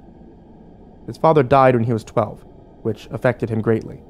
He became quiet and reserved for years. The first day of high school, however, he changed overnight and became charismatic, energetic, and clever. In middle school, one of his teachers had been interviewed after an incident. She had noticed that 3 boys had begun picking on David, but he quietly took whatever they gave him. One day she came to class, and all 3 boys sat ramrod straight and stared straight ahead. They didn't dare look at David. And David was smirking and trying to hide it. Finally, let me try to summarize what the psychologist wrote about David. David seems to have a constant need to harm other living things and cause suffering. Once in my office, I found him stomping his feet on the floor. I asked him what he was doing, and he admitted that he was trying to crush anything microscopic that could be on my floor. I seriously feared that he will not be able to remain in society without serious medication and therapy. I had no idea that David had any of these problems or experiences. He and I had met when we were both 17. He was exactly as the report described, charismatic, energetic, and clever. I felt blind for not seeing any red flags, but I knew that he had hidden them well intentionally. The psychologist made another entry a month later. David seems to have performed a complete 180 in his mood, actions, and demeanor. He has been polite and kind every time that he has come in, and is very capable of being fully functional. The sentence struck me as odd. Months of statements about David's instability, and suddenly this comes out? I googled the professor's name. He died in a car crash the same year as the publication date of this evaluation. Son of a bitch, I reread the very last entry. I recognized the words from what they were. A coerced recommendation to re-enter society. I could feel the psychologist's words screaming through the page. Good God. He's going to kill me. No wonder David was so prepared. No wonder he was always ahead of me. No wonder his expression had spread such an absolute fear through me that night that he chased Clark and I. He was insane. He designed traps. He knew what made people and animals tick. He enjoyed inflicting pain on them and not just that, but watching them suffer. David was absolutely insane but functional. And that's what made him dangerous. I hunkered down in my seat and brought up a Word document on my phone where I could take notes, and then I started Googling. You know what I'm talking about. You're facing a problem, so you start searching for anything online that can help you fix your problem. The internet was a wonderful tool for me at this moment. Without it, I'd be dead months ago. I was kicked out of the Walmart for loitering, but I continued my research in my car. I turned the car on every once in a while to drive around and charge my battery. And that night, I learned a lot about hacking, phones, Android, surveillance, police procedure, legal procedure, and all kinds of subjects that related to my situation. I took dutiful notes and outlined areas for further research and learning. During my research, I found a list of apps that could be used for hacking someone's phone. I checked my installed applications, and as you can guess, what I found buried in my phone was one of those apps. David Fucking King had eavesdropped and tracked me through my phone. Instead of deleting the app, however, I kept it. It could be used in the future. I also researched the company David apparently worked for. It was a larger company that served several states, providing both long and short distance transport of valuable goods. This was good information. If his job was to handle valuable goods, then it could be an easy way to get him fired or even charged if some of it disappeared from his truck. His truck was long gone by then, so I had no current opportunity. During all hours of the night, Hernandez would call me. So would Katie's mom. I ignored them both. That was a mistake, I'll later learn. When the sun rose, I didn't feel tired. I felt empowered. Finally, I knew more about my situation and enough to be useful. I knew how to get those hard drives to the police legally, but I'd need Clark and Hernandez's help. I never got to use that plan, though. Reality caught up to me. David moved too quickly. I was driving to my apartment to see if I could brush my teeth, take a shower at least before my work that day, when my phone buzzed. It was Hernandez. I answered it reluctantly, preparing to get an earful of ignoring him all night. Xander, where are you? Driving to my apartment. You need to come down to the police station. Right away. Why? What's up? It's bad. He said with a cringe. Confused, I hung up and turned around, heading to the police station. I walked up to the station lobby to find Hernandez waiting for me. Did Isaac's body turn up anything? I asked, looking at his worried expression. They're still analyzing it, he said. Now he took a deep breath. Some new development has come up. I gave him a questioning look, and then felt cold metal click around my wrist. I reacted, but the two cops who had flanked me pulled my arms together. The metal clicked around my other wrist, handcuffing me. What the hell? I shouted. The policemen each grabbed one of my arms. Xander, I know you're upset about everything that's going on, Hernandez said quietly, but what you did went way too far. What the fuck are you talking about? Hernandez held up a bag containing a phone. He used the touchscreen through the bag and navigated to the phone's voicemail. The voicemail was jotty and sounded like whoever had the phone was running. Wind struck the mic, making it hard to hear places, but the voice was unmistakable. It was me. Fuck you, jackass. You ruined my credit, stole my money, hacked my accounts, and stole my shit. I'm gonna kill you. You think I need motivation to hurt you? I'm gonna hurt you, you son of a bitch. You'll burn in hell. You'll burn. My heart shuddered to a halt. I had said those things. I had literally said those things.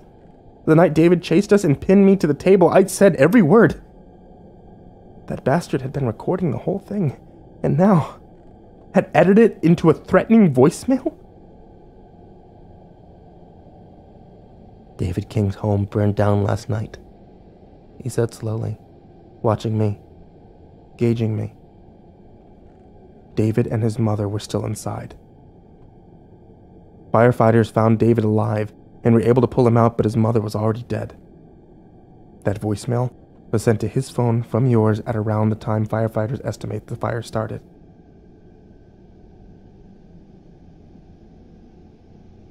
I lost my breath.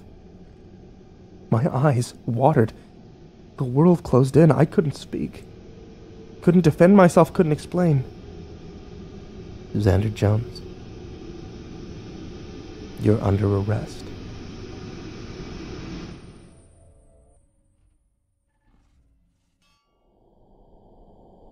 I laid in my empty cell, trying to catch a small nap since I'd been up all night. My mind was racing, though, and made it hard to sleep. I kept rehearsing what I was going to say when Hernandez finally came to get me. They'd emptied my pockets into evidence bags, took my fingerprints, and one cop was heading out to search my car. I wasn't dumb. I knew the evidence would point the police to 3 conclusions. 1, that I'd been in David's home recently. After all, the data on those flash drives had been updated just the day before, even the ones that didn't have the kidnapping transcription on them. 2, the flash drive containing messages between David and his partner might lead them to believe that I kidnapped Katie. And 3, that I'd stolen David's hard drive, as well as confidential medical information. I kept trying to play out the conversation with Hernandez. I hoped that it would pan out the same way that it was running in my head. I was woken up by a slight knock on the bars. My eyes peeked open to see a man in a suit, standing there accompanied by an officer. Hello, sorry to disturb you. he said sheepishly. I'm Terry Jason, your public defender. May we talk? Yeah, of course, I said, sitting up. The officer entered and cuffed me. We were both led to an interrogation room where I'd met Hernandez the first time. I trust you'll shut off the cameras, he said to the officer. The cop nodded, removed my handcuffs, and closed the door. You can call me Terry, he said, reaching out to shake my hand. We sat down opposite each other, with the table between us. I've heard about your case in a brief overview with the chief, he said, pulling folders from his briefcase. It's long, I admitted. So I hear, he said. I'm going to have to apologize in advance. It's likely that you'll have to repeat your story many times during these proceedings. To prevent this as much as possible, you and I are going to sit down and write your version of events down. That way, you can fall back on your statements and ensure that you say the consistent and accurate thing. Does that sound good to you? He said. It made sense, so I nodded. First, I have a contract here for you to sign that says you agree to let me represent you in criminal proceedings. He pushed a paper and pen across the table to me. I skimmed it and signed at the bottom. He pulled it back. Would you like me to call you Xander or Mr. Jones? He asked with an easy smile. Xander's fine, I replied. Okay, Xander, let's start writing.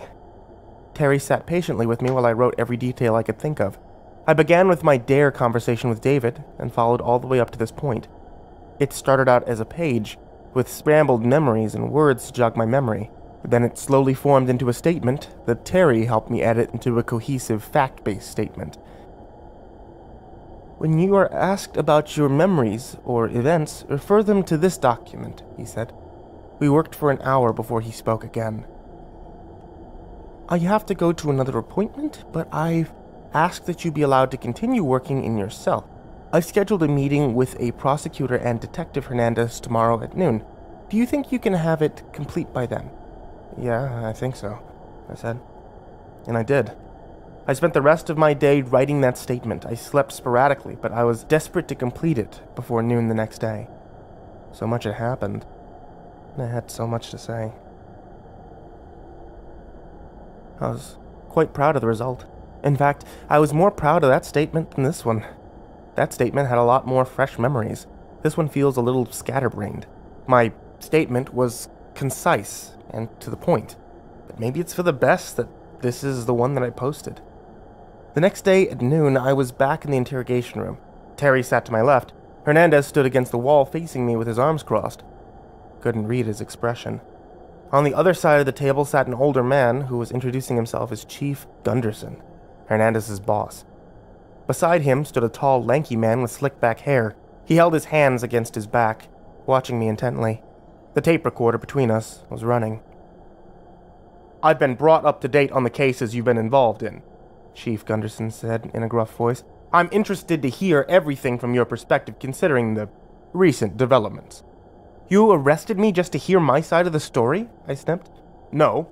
I arrested you because you were suspected of burning down Anne King's house and thereby killing her, Chief Gunderson said. Hernandez told me that you might have felt justified in doing so, considering all the accusations you've levied against Mr. King. So, I'd like to hear what happened from the beginning, and hear your side of events.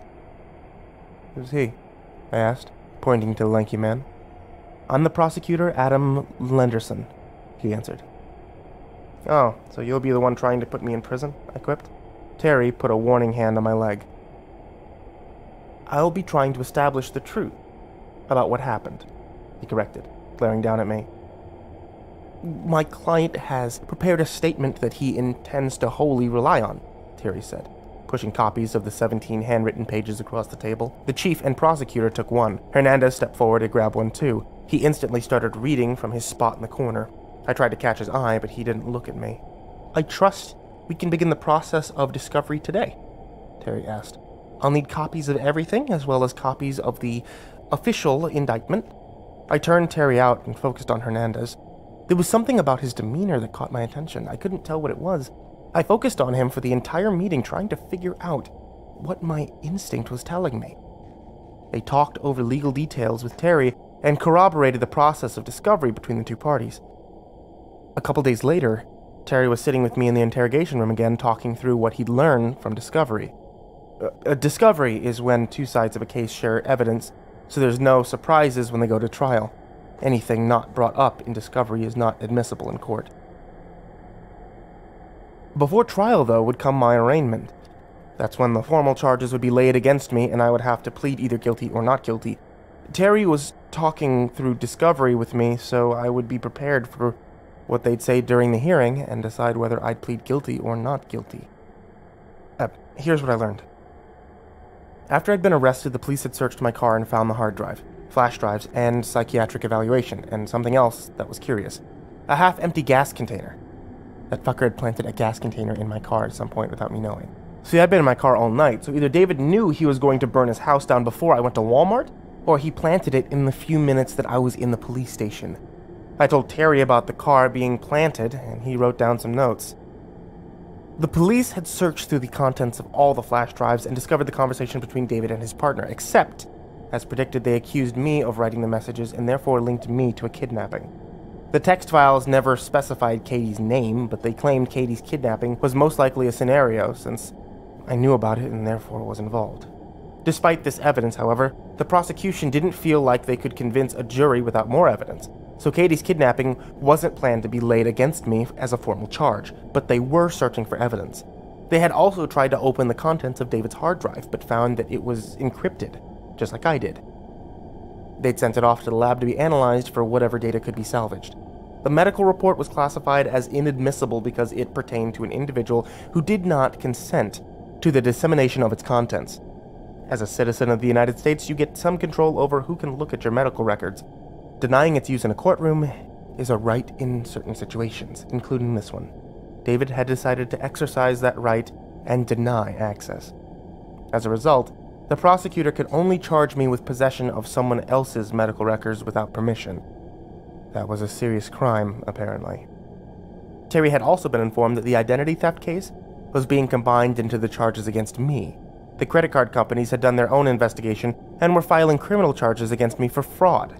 Why would they do that? Because a technical investigation into the origin of the registration of the fraudulent cards found that the reporter himself, Xander Jones, had indeed filled out, completed, and registered forms from his own computing device. In other words, they traced the IP address of who had filled out the registration forms for the card online and found that my computer had been the one to sign up. Which meant they were accusing me of signing up, spending all the money, and then reporting fraud. Also, a major crime. The emptying of my bank account was also pinned on me. Again, they claimed that I was trying to commit fraud by filing a false claim with the bank. The police had finally got the security tapes from the convenience store where the ATM was located. There were all three angles, one camera above the door, one above the register, and one in front of the front counter of the store opposite the ATM. The tape showed a man in a dark hoodie walk into the store. The video was grainy, as you would expect, but despite that, a large symbol on the back of the hoodie could be recognized. The man in the hoodie walked to the ATM and pulled something from their pocket. The prosecution claimed that it was a cell phone since the timestamp on the camera matched the timestamp of the logo into my bank account.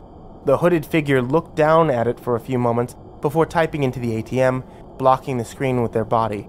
The money spat out, he grabbed it, and walked towards the door. The camera on the opposite corner of the ATM was the one able to catch a glimpse of their face. It was grainy, but the prosecution compared it to the pictures of my Facebook profile to claim that it had been just enough resemblance to have been me. Comparing to David's pictures, it could have been him too. I'd argued that point with the prosecutor pretty fiercely. When I was done with my outburst, the prosecutor told me that the investigators had also found a hoodie with the same logo in my apartment. Then they played their trump card. The bank had been logged into from the IP address assigned to my own cell phone during that time period. Regarding the fire, which was the main accusation against me, they had decent evidence. The gas can was one, the voicemail was another, but there was even stronger evidence. When I first arrived at Walmart, I parked near the front doors in view of cameras hanging off the buildings. They clearly saw me drive away when I was heading to David's house. When I came back, though, I had parked in the back of the lot, intending to be away from other cars while I slept. The cameras could barely make out the car parking in the back lot. It was too dark to tell if it was even a vehicle, the prosecutor claimed. So realistically, I only had my own testimony to support the fact that I got back to Walmart at around 6 p.m. I should add that it took about 15 minutes to get to David's house from Walmart. just so you can understand the time frame. Fire crews had received a call at 6:04 p.m. that David's house was on fire. They had raced over immediately and found the house burning brightly. David had been found trying to lift his mother up from the ground in her bedroom. They had brought them both out, and it was discovered that Mrs. K was already dead from suffocation. David had been rushed to the hospital with a few minor burns and some smoke inhalation. He had yet to explain his version of events to the police.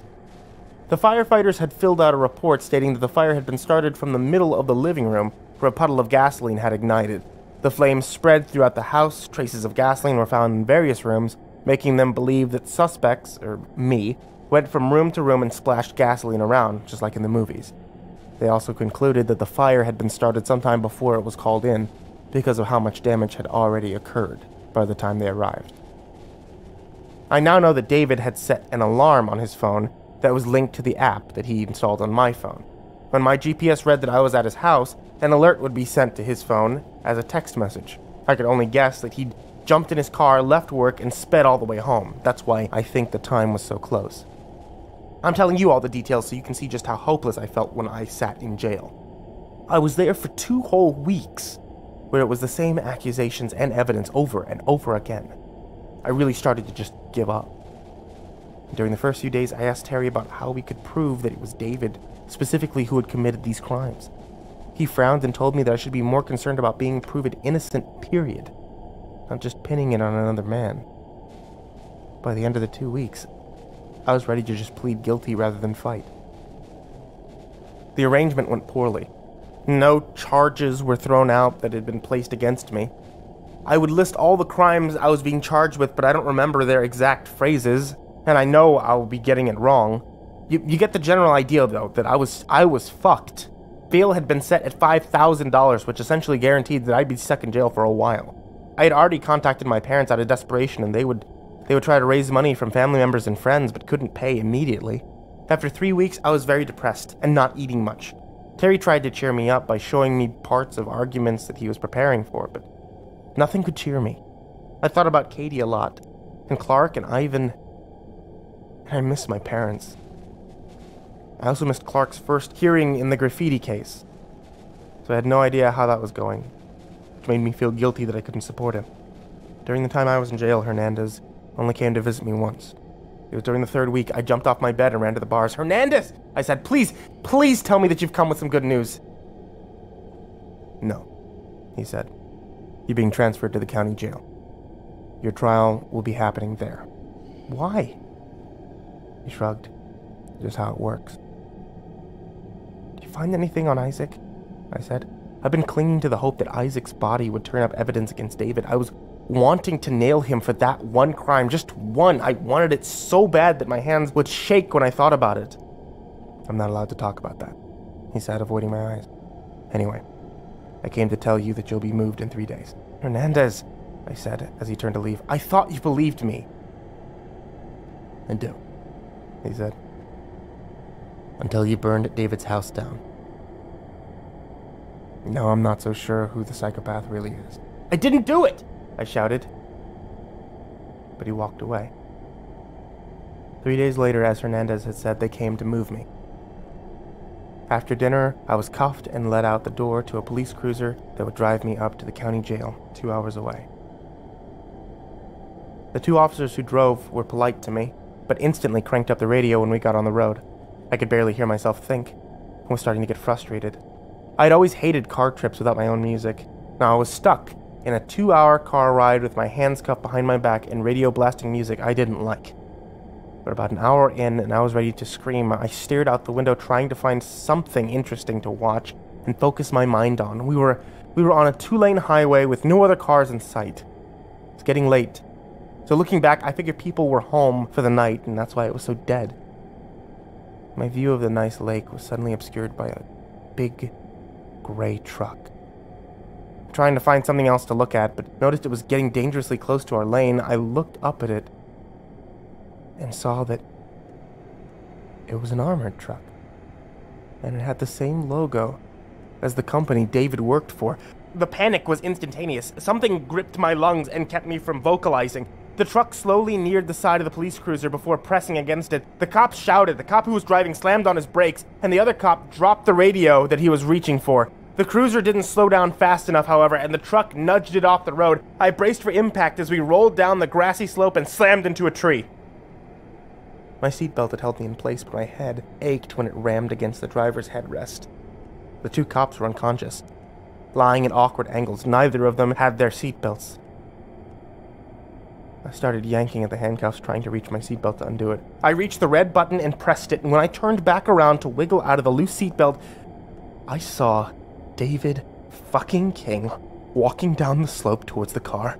Shit, fuck. I cursed, trying to reach for the door handle with my cupped hands. No such luck. The doors were locked from the outside to prevent prisoners from opening the doors on their own. David got closer and closer until he was right outside the car. He shot a smirk at me and opened my door. I tried to back away, but he grabbed my arm and tossed me out of the car. I fell to the dirt with a gasp. I sat up a little and saw that he had turned his attention back to the police car. I saw one of the cops beginning to stir. David opened the door and pulled something from his pocket. With a quick motion, he stabbed the cop in the neck. Blood splurted out, and the cop started screaming and gurgling, grabbing for his neck. I think I screamed too, but I couldn't remember. He closed the door and walked around to the other side. I could see the other cop was moving, but I couldn't tell what he was doing. Apparently, he was reaching for his radio because David yanked it out of his hand and set it on the car's roof. And he stabbed that cop too. "Don't get up," he threatened, walking towards me. I didn't bother trying. He walked over to where I sat and went behind me. I tried to face him, but he kicked me lightly. He knelt down and I felt him scratching the metal on my handcuffs. I was confused, but sat absolutely still. "Nice to see you again, Xander," he said, walking to stand in front of me. I watched him with true fear. His entire demeanor was different from the night that we had graffitied his house. He was changed. When I didn't answer, he laughed and he twisted the small object in his gloved hands. I noticed through the blood that it was a crudely crafted shiv about the length and width of a finger. "Told you. I'm not gonna kill you, Xander. In fact, for once, I'm here to help you out. Well, sort of." "What does that mean?" I asked shakily. "Remember the night you graffitied my house?" I nodded. "I told you I'd consider giving you advice on how to succeed in our game. Well, the time has come. I'm going to give you more than advice. You see, you're no fun in jail. I've seen the evidence that they have on you. You're going away for a long time. I don't want that. So, I'm granting you a second chance to keep playing." He walked behind me again, and I felt sticky blood on my fingers and hand as he pressed the small shiv against my hand. "Now, here's how this works," he said, standing back in front of me. "I'm going to leave this knife with you, your fingerprints on it in the car, and they'll think you stabbed the cops and made a run for it. I'm going to remove your handcuffs and let you make a run for it. You'll have a 30-minute head start before I call and in on the radio." "Oh God, he's got a knife. He stabbed the driver and he..." David cut off, mimicking the call that he'd make. Goosebumps ran up my spine. "I'll be sitting here and waiting.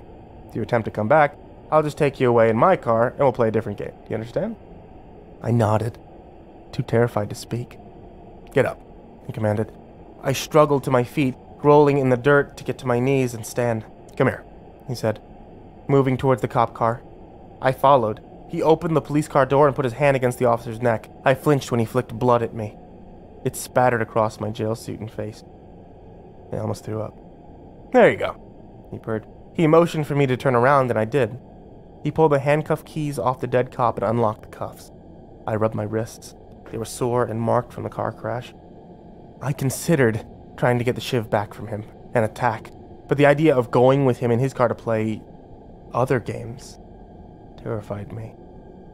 David had set a backpack next to the car, and now set it in my hands. "Hernandez says hello," he said with a malicious grin. "I paid him a lot of money to get him to let me track this car. He demanded that I give you half. Of course, I'm not that generous, so here's 2,000. Change of clothes, new shoes, and a map. Nearest town is 10 miles west. Better hurry. Remember, in 30 minutes, I'm calling it in." My jaw shook as I put the backpack on and started heading towards the setting sun. The forest looked dark and menacing. I looked back when I was partway through the trees, and there he was. He leaned against the car, drinking from the coffee container one of the cops had brought with. Shuddering, in shock, and absolutely terrified. I walked into the woods.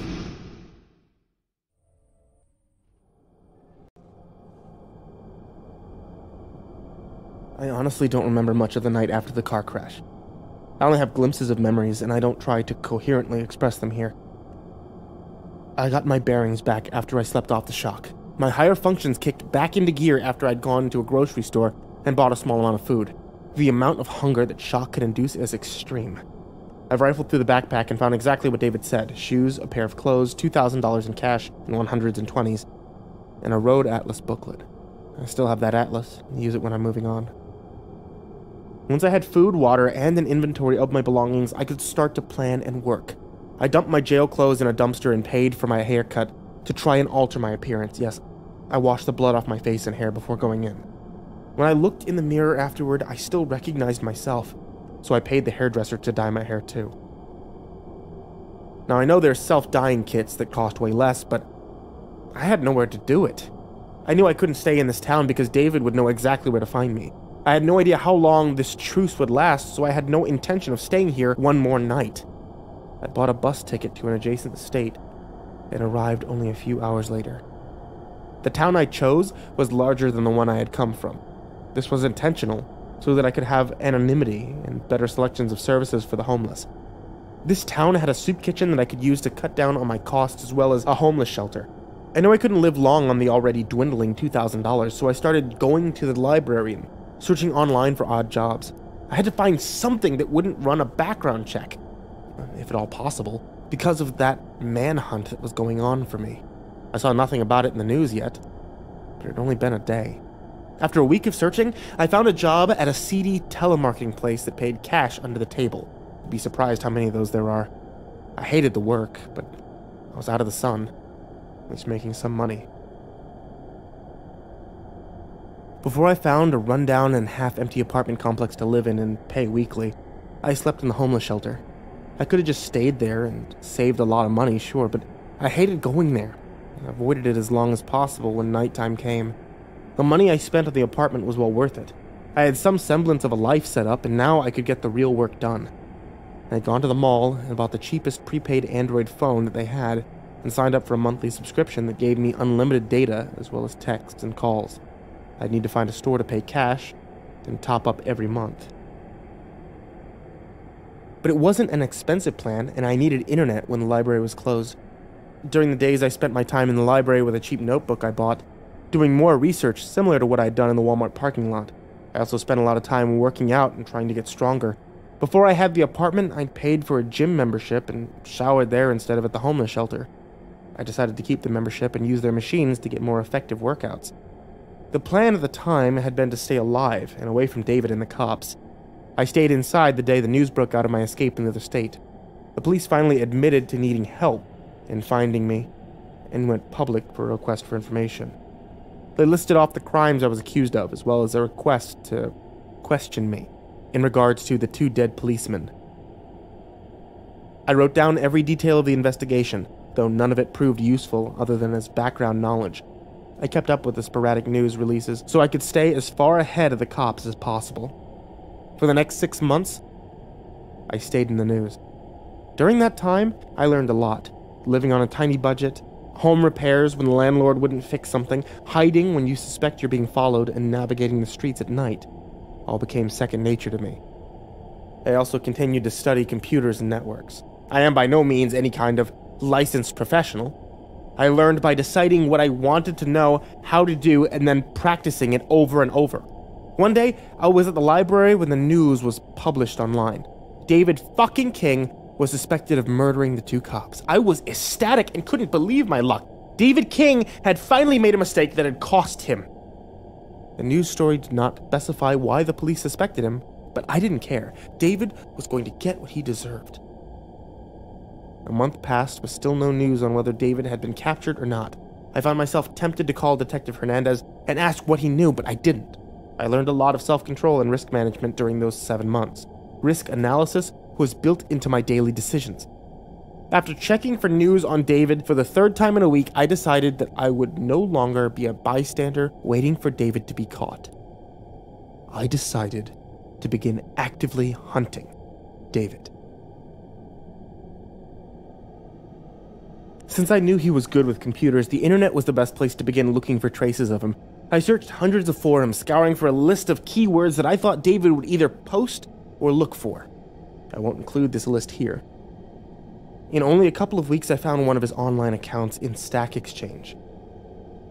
I took notes on everything he commented as well as his account activity. Fortunately, he had kept the same account for several years. Granted, it was under a pseudonym, but he'd kept it. He still uses it today, actually. I just checked. He's logged in 7 hours ago when I wrote this. Once I found one account, it held clues to many others. He slipped out information accidentally that I could use to locate his other accounts. Posts like, "I've always asked this question on other forums and got no response, so now I'm asking it here," would link 2 accounts and reveal yet another.